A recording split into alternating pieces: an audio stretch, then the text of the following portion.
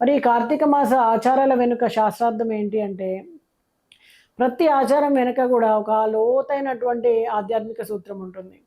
ఉదాహరణకు ఉషోదయ స్నానం తీసుకుంటే, ఉదయం సూర్యోదయానికి ముందు స్నానం చేయడం వలన జీవకళ మేల్కొంటుంది. ప్రాతఃస్నానం కార్తీకే కృతం నరస్య ముక్తిదం అనేటువంటి మన వేదాలు చెప్తున్నాయి. అలాగే దీపదానాన్ని చూస్తే దీపం వెలిగించడం వలన ఆత్మకాంతి బలపడుతుంది. అలాగే తులసి దామోదర వ్రతం వలన మన మౌన వ్రతం వలన మనస్సు శాంతిని, ఆత్మజ్ఞానాన్ని అందుకుంటుంది. అలాగే దానం, కార్తీక మాసంలో చేసినటువంటి దానం కోటి జన్మ ఫలాలను ఇస్తుందనమాట.